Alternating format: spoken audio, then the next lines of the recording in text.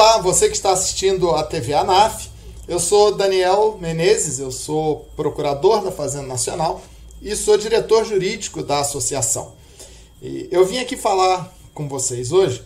Muitos devem ter visto as notícias de que a PGFN, assim como a PGF e a PGU, lançaram edital para concurso de procuradores. O concurso acontecerá nesse ano de 2020, deve se estender por todo o ano de 2020, com expectativa de nomeação e posse para 2024.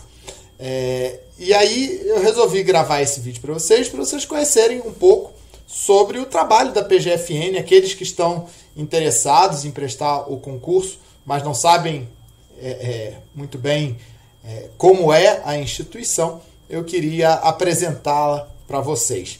Então, como eu disse, eu sou procurador da Fazenda há 14 anos, já fui coordenador de carreira de procuradores da Fazenda na ANAF e exerço a atividade de procurador da Fazenda numa equipe aqui na terceira região. Então, para início de conversa, para os menos familiarizados, entender o que é a PGFN e o que a PGFN faz. A PGFN é um dos órgãos, uma das instituições responsáveis pela consultoria e representação judicial e extrajudicial da União, especificamente atribuída a ela a missão de representar judicial e extrajudicialmente o Tesouro Nacional, a Fazenda Pública, e prestar consultoria ao Ministério agora da Fazenda, antes Ministério da Economia.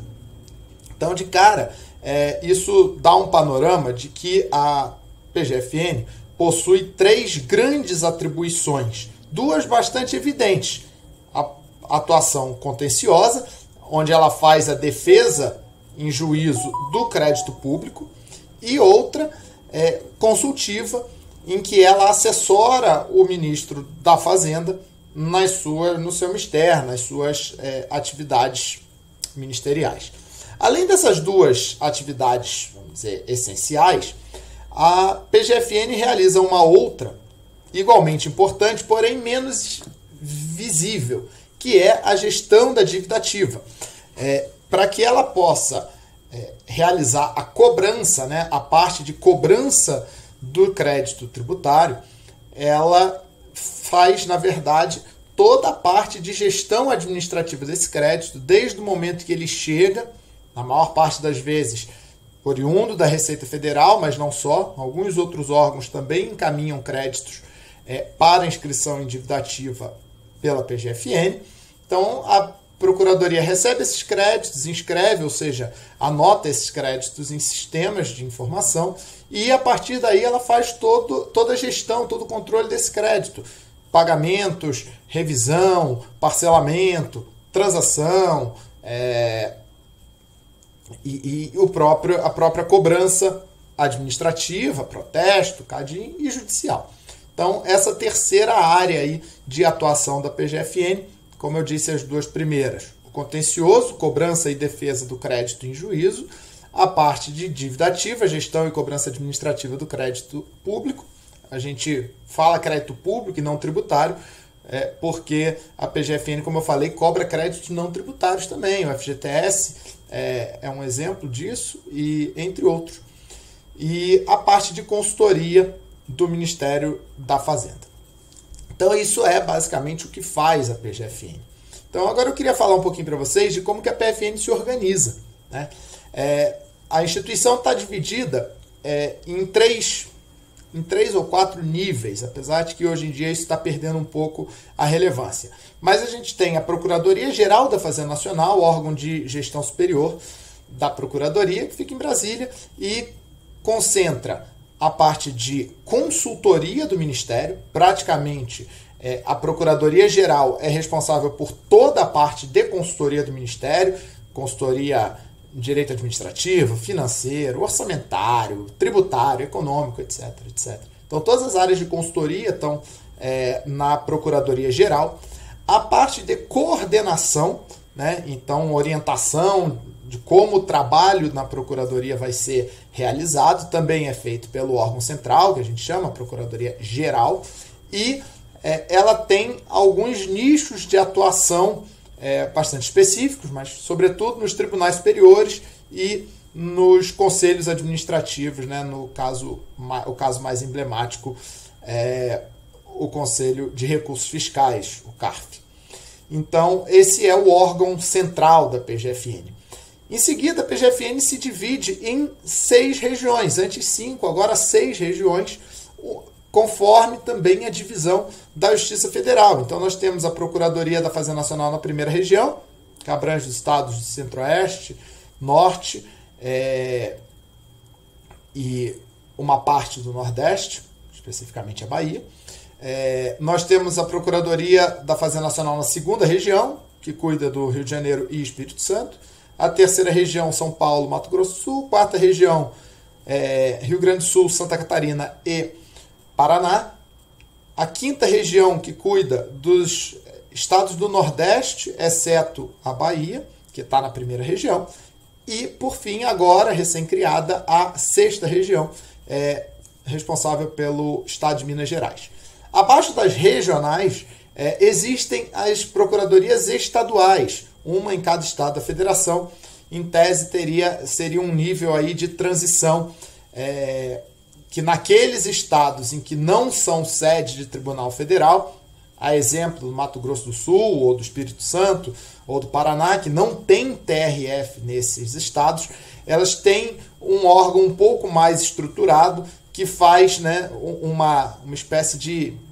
funciona como um intermediário entre a regional e as unidades locais. Por fim, então, as unidades locais da Procuradoria, que são chamadas de unidades seccionais.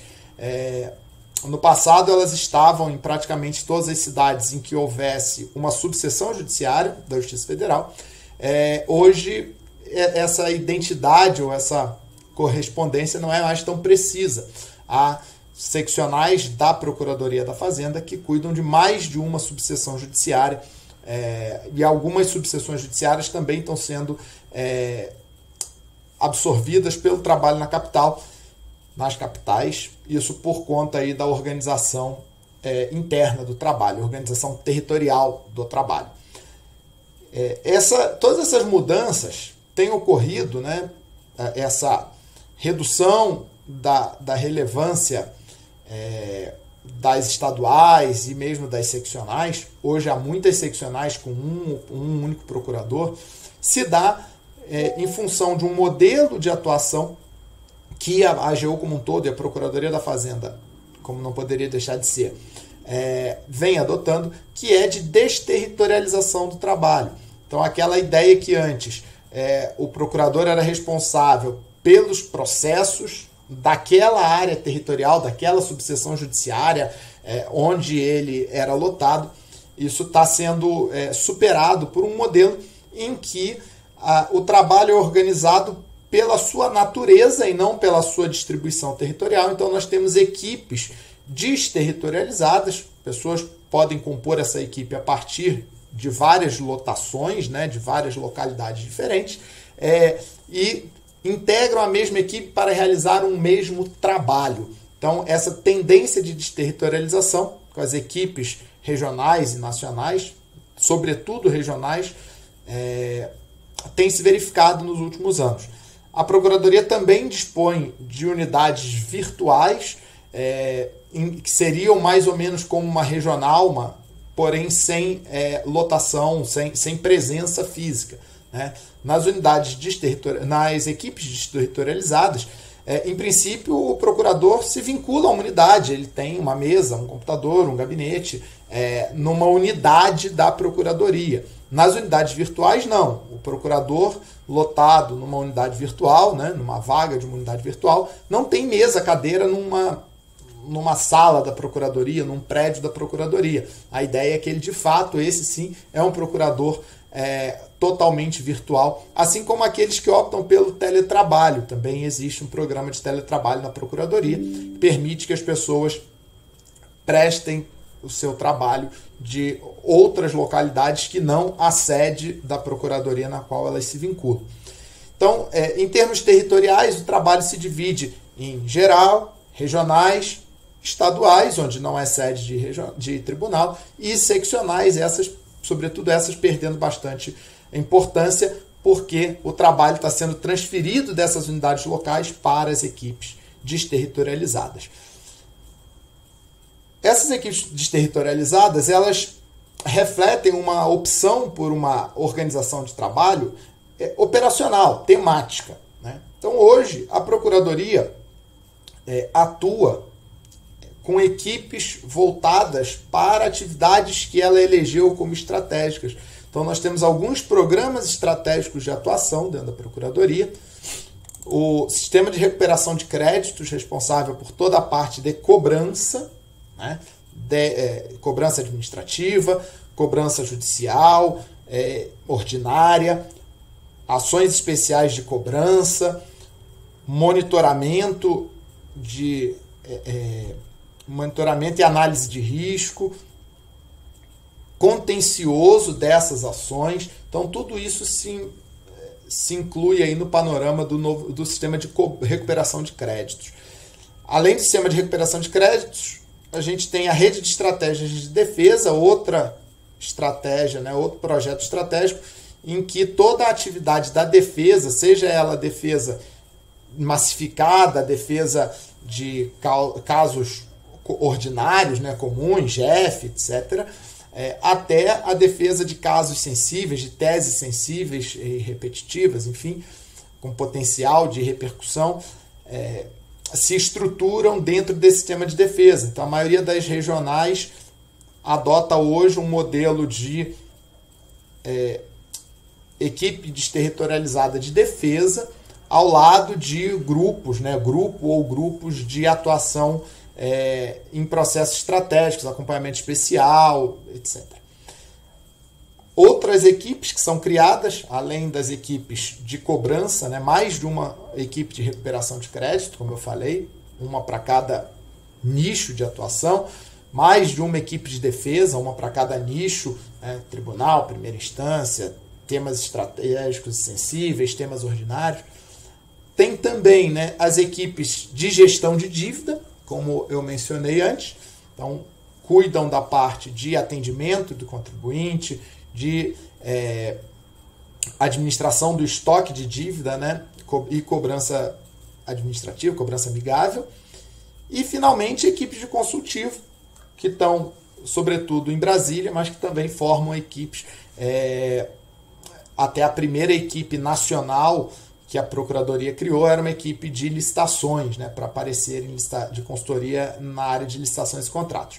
Então, essa é a forma como o trabalho é dividido na Procuradoria.